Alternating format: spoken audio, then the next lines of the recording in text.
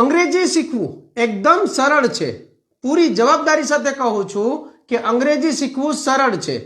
હવે તમને પ્રશ્ન થશે કેમ? તો ચાલો સમજીએ ગેમ એટલે કે શરૂઆત કરીએ. અહીંયા લખ્યું છે કાળ. કેટલા કાળ છે તમને ખબર છે? વર્તમાન કાળ 1, ભૂતકાળ 2 અને ભવિષ્યકાળ 3. You are right. હવે હજી સમજી લો, વર્તમાન કાળ સાચું, પણ વર્તમાન કાળના 4 વર્તમાન કાળ છે. ભૂતકાળ સાચું, ભૂતકાળના પણ 4 કાળ છે. ભવિષ્યકાળ સાચું, પણ ભવિષ્યકાળના પણ 4 કાળ છે. 4 4 8 ને 4 12 એટલે શીખવા જોઈએ 12 કાળ. તમને 12 કાળ આવડવા અનિવાર્ય છે, જરૂરી છે. હવે હું માઇન્ડ ટુ માઇન્ડ મેથડને ફોલો કરું છું. હવે એના માટે હું અત્યારે ભવિષ્યકાળને પસંદ કરું છું. માતૃભાષા ગુજરાતીમાં ભવિષ્યકાળના 4 ભવિષ્યકાળના વાક્યો કેવા હોઈ શકે એક નાનકડા એક્ઝામ્પલ દ્વારા સમજાવવાની કોશિશ કરું છું. જુઓ, અહીંયા મેં મારી જાતને લીધી છે હું. સમજો હો, વર્તમાન કાળ, ભૂતકાળ અને ભવિષ્યકાળ એમ 3 કાળમાંથી 4 ભવિષ્યકાળના એક્ઝામ્પલ સાથે હું તમને એક્ઝામ્પલ દ્વારા ક્લિયર કરવાનો પ્રયાસ કરું છું કે ગુજરાતીનું અંગ્રેજી શીખવું સહેલું છે. તો જુઓ, હું એટલે આઈ.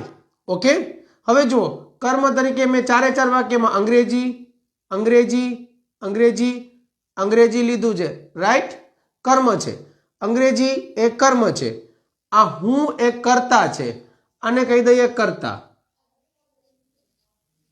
અંગ્રેજી છે એ આપણા વાક્યનું કર્મ છે. હવે ઘણા એમ કહેતા હોય છે કે એકદમ પાયાથી શીખવું છે, તો પાયાથી શીખવા માટે શરૂઆત તો કરો, થોડીક બેઝિક નોલેજની જાણકારી તો લઈ લો. ચાલો, હવે કર્મ મળી ગયું. હવે બોલવું એક ક્રિયા છે. જો અહીંયા બોલવું એટલે બોલીશ, બોલતો એટલે બોલવું, બોલતો એટલે બોલવું અને બોલ્યો. જુઓ અહીંયા શરણાઈનો સ છે, જોઈ શકો છો, શરણાઈનો સ, બોલીશ. અહીંયા બોલતો હોઈશ. હવે આ વાક્યમાં પણ બોલતો હોઈશ, આ બંને વાક્ય તમને લાગશે સેમ ટુ સેમ.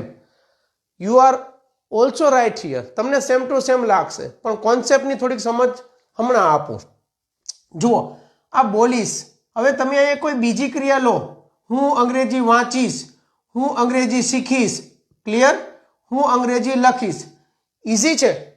જો ઇઝી હોય તો તમે અહીંયાથી તમારી શરૂઆતને વધારો આગળ, કારણ કે અંગ્રેજી શીખવું સરળ છે, યાદ રાખજો. હવે આ કાળ છે પહેલો, ભવિષ્યકાળમાં પહેલો કાળ, જેમાં તમે જો ક્રિયા સાથે સ એકદમ લગોલગ. ક્લિયર? ઓકે. હવે અહીંયા જુઓ, ગમે તે ક્રિયામાં ત લગાડી દો. જુઓ, તો આ બંને વાક્યમાં ત લગાડી દો. પછી હું આ બંને વાક્ય વચ્ચે શું ફરક છે એ પછી કહીશ. તો વાંચતો, લખતો, બોલતો, શીખતો, સમજાય છે ને? ત લગાડ્યું. અહીંયા બધા વાક્યમાં ક્રિયામાં ત લગાડ્યું. દશા સુધારવા માટે દિશા પકડવી પડે. હું ફરીથી એક વાક્ય ઉપર જોર દઈશ. શું શું કે દશા સુધારવા, દશા સુધારવા. મારું આ વાક્ય ગમે તો એપ્રિશિએટ કરજો. દશા સુધારવા દિશા પકડો. દશા સુધારવા દિશા પકડો. ચાલો, દિશા પકડીએ. તો હવે તમારા અને મારા પાસે જે વાક્ય હતું એમાં ત તો બંનેમાં આવે જ છે. રાઈટ? ત બંને વાક્યમાં ત છે, તો તમારા માટે એક ઓળખ ક્લિયર થઈ ગઈ કે હવે બંને વાક્યમાં ક્રિયામાં ત લાગશે. ઓકે. હવે આ જુઓ, બંને વાક્યમાં નહીં, 3 વાક્યમાં જો હોઈશ, હોઈશ એટલે હરણનો હ આવ્યો. ઓકે, અને શરણાઈનો સ થઈ ગયો. ઓકે, હા, બસ. આ 3 વાક્યમાં તમારા માટે હરણનો હ અને શરણાઈનો સ એક બેઠી ઓળખ. ક્લિયર કરું છું? ક્લિયર? હટાવવા fear. Are you understanding my dear? Yes હોય તો આગળ વધો. જુઓ, હવે અહીંયા સ, બોલીશ, રમીશ, વાંચીશ, લખીશ. બોલતો હોઈશ, બોલતો હોઈશ, બોલતો હોઈશ, લખતો હોઈશ, વાંચતો હોઈશ, દોડતો હોઈશ, તો હોઈશ, હોઈશ, હોઈશ, હોઈશ. હવે અહીંયા જો આ જે ય છે ને, ત્યાં ય આવી શકે, ધજાનો ધ આવી શકે, અથવા દીર્ઘ ઈ આવી શકે. લો, હવે જુઓ, ય ધ ને દીર્ઘ ઈ હોય તો કાળ બદલી જાય છે. એટલે આ કાળ ને આ કાળ અને આ કાળ બંને મારા માટે, તમારા માટે અલગ થઈ ગયા. હવે આ બંને છે સેમ પણ અલગ છે. જુઓ કેવી રીતે.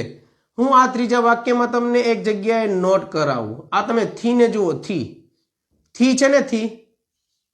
હા તમે કહેજો હા થી છે ને. ઓકે એ થી ની સાથે જે રવિવાર છે રવિવારને હું સમય કહી શકું ને. રવિવારને હું સમય કહી શકું ને. જો તમે આટલું ક્લિયર કરી દેતા હો તો મારા માટે તમારું કામ ને તમારું કામ મારા માટે ઈઝી થશે. અહીંયા તમે કંઈ વાંધો નહીં. અહીંયા ભલે રહ્યું કાલે હું કાલે અંગ્રેજી બોલતો હોઈશ અને હું રવિવારથી અંગ્રેજી બોલતો હોઈશ, આવતા રવિવારથી અંગ્રેજી બોલતો હોઈશ. આ બંને વાક્યમાં આ બધું સેમ છે.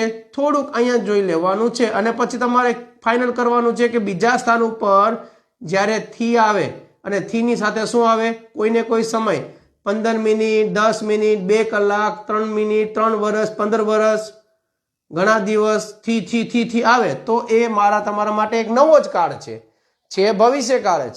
આટલું ક્લિયર કરતા જો તમને સમજ મળી હોય, જો તમને ક્લિયર થઈ હોય તો આગળની તૈયારી માટે તૈયાર છો? જો હા હોય તો કરો માઇન્ડસેટ, નહીં થવા દો અપસેટ. વિડીયો ક્યાંથી જુઓ છો? જો તમે વિડીયો જ્યાંથી જોઈ રહ્યા છો એ લોકેશન આપશો તો હું જાણી શકીશ કે હું ક્યાં સુધી પહોંચી રહ્યો છું.